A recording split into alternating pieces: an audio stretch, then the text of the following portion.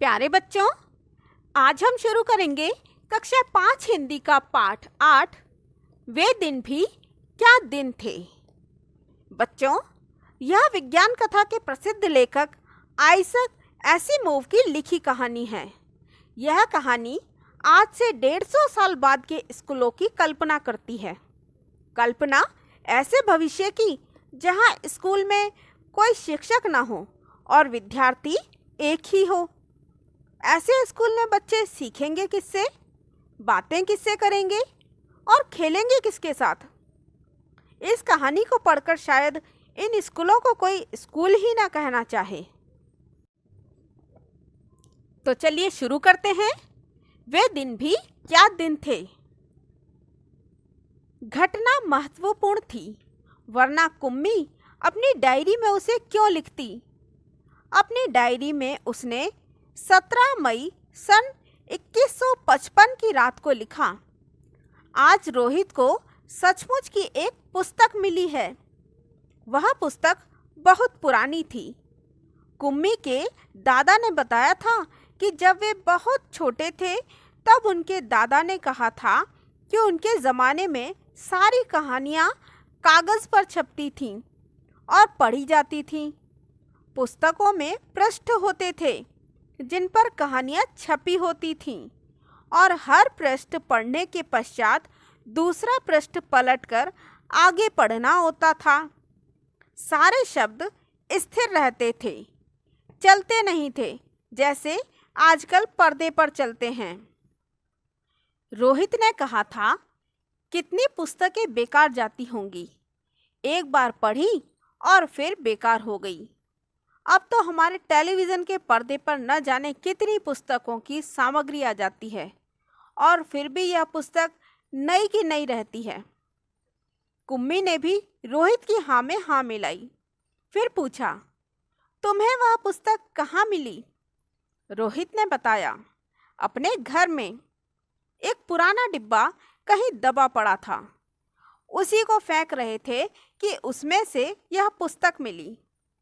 इसमें लिखा क्या है। स्कूलों के बारे में लिखा है। स्कूल? कुम्मी ने प्रश्न किया। उसके विषय में लिखने को है ही क्या।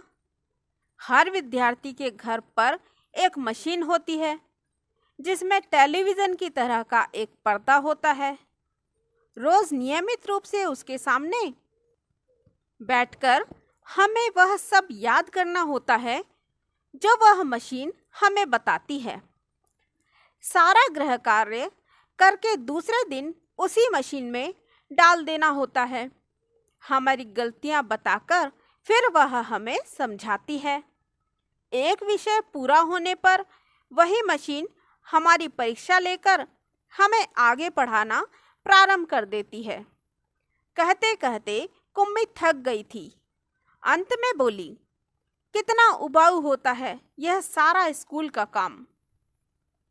रोहित मुस्कुराते हुए उसकी बातें सुन रहा था।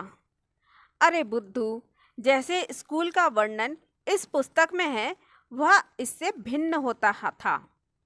इसमें तो उन स्कूलों के बारे में लिखा है जो सदियों पहले होते थे। कुम्मी के मन में कुछ उत्सुकता जगी। बोली, फिर भी उनके वहाँ मशीन के बारे में अध्यापक तो होते ही होंगे।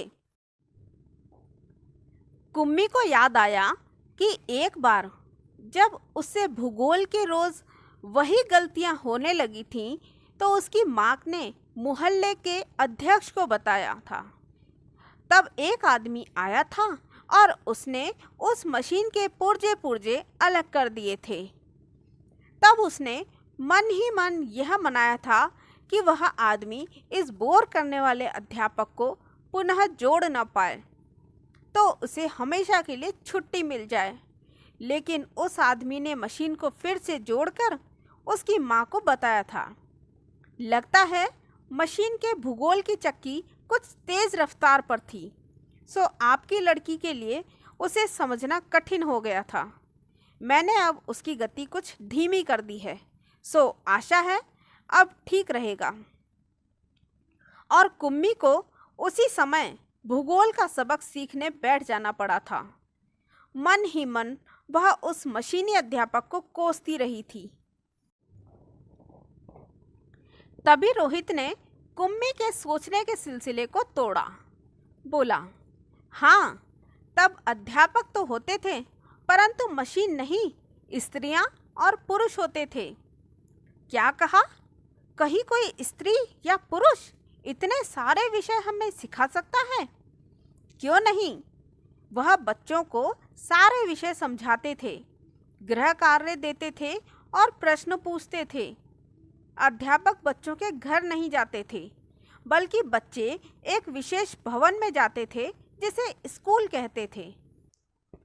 कुम्मी का अगला प्रश्न था, तो क्या सब बच्चे एक समय में एक जैसी ही चीजें सीखते थे? हाँ, एक आयु के बच्चे एक साथ बैठते थे, लेकिन माँ कहती हैं कि मशीनी अध्यापक हर बच्चे की समझ के अनुसार पढ़ाता है। फिर पुराने ज़माने में यह कैसे संभव होता था? तब वे लोग इस प्रकार नहीं करते थे। रहने दो, तुम्हारी इच्छा नहीं है तो मैं यह पुस्तक तुम्हें नहीं दूंगा।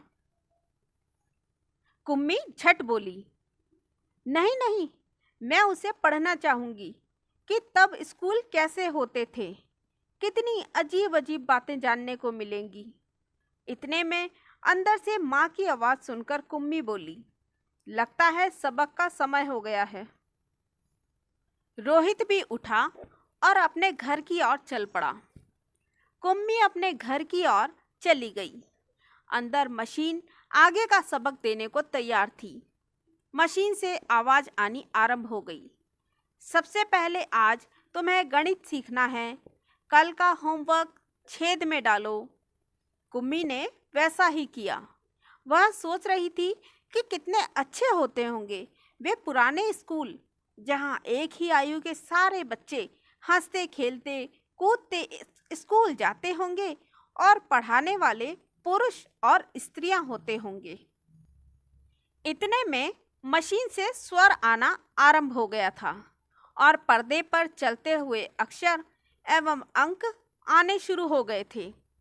और कुम्मी सोच रही थी कि तब स्कूल जाने में कितना आनंद आता होगा, कितने खुश रहते होंगे सारे बच्चे। तो बच्चों, भविष्य के इस कल्पना भरे स्कूल और वर्तमान के आज के स्कूल में आपको कौन सा स्कूल ज़्यादा पसंद आ रहा है? मुझे कमेंट करके ज़रूर बताइए। अगर आपको ये वीडियो पसंद आया है तो वीडियो को लाइक करें, चैनल को सब्सक्राइब करें और मेरे नए वीडियो से अपडेट होने के लिए बेल आइकन को प्रेस करें। और हाँ, वीडियो को शेयर करना न भूलें।